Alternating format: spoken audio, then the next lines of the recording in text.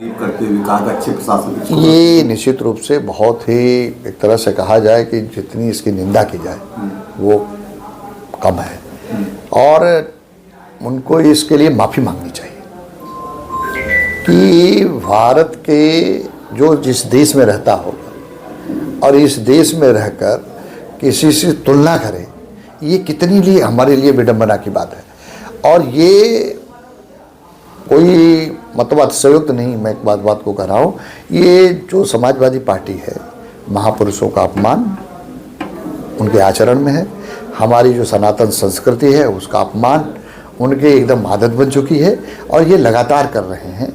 और जिस तरह से उन्होंने वो किया है हाउस में, पूरी तरह से उनको निकाला गया है, उनको प्रतिबंधित कर दिया गया है, हाउस में नाम है, ये आप देख सकते हैं कि ये लोगों का जो आचरण है, व्यवहार है, वो इस तरह का है कि देश के सम्मान स्वाभिमान से कभी भी आप देखें, समाजवादी पार्टी के नेता ने बोला ये विकसित राष्ट्र हो ही नहीं सकता। और आपने देखा होगा जब वो गए थे प्रयागराज के महाकुंभ में, जब गए थे दिव्य और महाकुंभ में, तो बोले कोई आ ही नहीं रहा है, ये तो सब ट्रेनें खाली आ रही।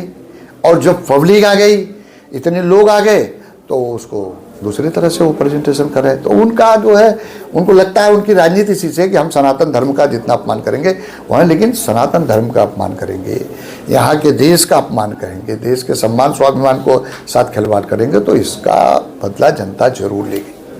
अखिलेश यादव ने सपोर्ट करते हुए अपने विधायक का कहा है कि निलंबन का आधार यदि विचारधारा से प्रभावित होने लगे तो अभिव्यक्ति की स्वतंत्रता और प्रतंत्रता में क्या नहीं, निश्चित रूप से कोई भी अभिव्यक्ति की स्वतंत्रता ये नहीं है कि हम हिंदुस्तान को अपमानित करें। अभिव्यक्ति की स्वतंत्रता ये नहीं है कि हम सनातन धर्म का अपमान करें। ऐसे आचरण व्यवहार करने वालों को वो विधानसभा से निलंबित करना न्यायोचित है। जो देश की गरिमा को ठेस पहुंचावे, देश के सम्मान स्वाभिमान को ठेस पहुंचाता हो, तो ये कार्रवाई ठीक है, कोई गलत नहीं है। जहाँ एक तरफ अखिलेश सनातन का विरोध करते हैं, कुंभ में स्नान भी करते हैं, इसको कैसे देखते हैं? ये देखिए उनका दोहरा चरित्र है। वो तो लगातार, अगर आप उनका देखें तो पहले तो उनको नकारात्मक टिप्पणी निकली कि कोई आ नहीं रहा है, कोई जा नहीं रहा है, एकदम खाली है, ट्रेन खाली है, सब। जब पब्लिक आने लगी तो उसके कमियां ढूंढने लगे, जबकि दुनिया के 110 देश के लोग आए और 110 देशों के लोगों ने अपने ट्विटर हैंडल से होकर कुंभ की दिव्य और भव्य महाकुंभ की सराहना किया। अब जो व्यक्ति इस बात को कह सकता है कि भारत जो है विकसित राष्ट्र बन नहीं सकता, तो आप किस लिए पॉलिटिकल पार्टी में काम कर रहे हैं? जब आपका यही संकल्प है कि हो ही नहीं सकता, तो फिर आप देश की गद्दी के लिए क्यों लड़ रहे हो? एक तरफ सनातन की बात करते हैं अखिलेश जी, गंगा में स्नान करते हैं, गंगा मैया से आशीर्वाद, उनका दोहरा चरित्र। उसके बाद औरंगजेब को विरोध करने वाले जो औरंगजेब शासक बताते हैं उनका बैकअप करते हैं। उनका दोहरा चरित्र है। आप उनका हर स्टेटमेंट में, कुंभ के आयोजन से लेकर, अब जब चुनाव आता है तो चुनाव आने पे दूसरी बात कहते हैं, चुनाव आने पे कभी ईवीएम की दुहाई देते हैं, कभी प्रशासन की दुहाई देते हैं।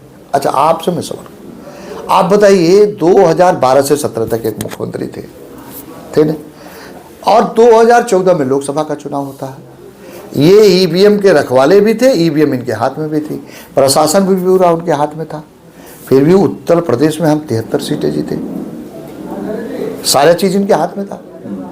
फिर 2019 में चुनाव हुआ, 2019 में हुआ, 2017 में हुआ, पहले 2017 में हुआ, ये मुख्यमंत्री थे, इनके मुख्यमंत्री रहते उत्तर प्रदेश में हम 325 सीटें जीते। मुख्यमंत्री जी ये जो थे तो ये ईवीएम के रखवाले भी थे, प्रशासन भी इनके हाथ में थे, तब भी जीते। फिर इसके बाद चुनाव हुआ, आपने देखा 19 में बुआ और बबुआ दोनों लोग मिलकर लड़े, फिर भी हम 64 सीटें जीते। बाद में 2 उपचुनाव हुआ, वहाँ भी हम जीत गए, आजमगढ़ और रामपुर। फिर 22 में बोले चाचा नहीं है, चाचा भी आ गए, फिर 2/3 बहुमत से उत्तर प्रदेश में जीत गए। तो जनता का जो जनादेश है वो भारतीय जनता पार्टी के पक्ष में है, भारतीय जनता पार्टी की वैचारिक विचारधारा के साथ है। और देश के प्रधानमंत्री मोदी जी, उत्तर प्रदेश के यशस्वी मुख्यमंत्री योगी जी पर जनता का पूरा अटूट विश्वास है। और अखिलेश यादव को कभी जनादेश नहीं मिला है।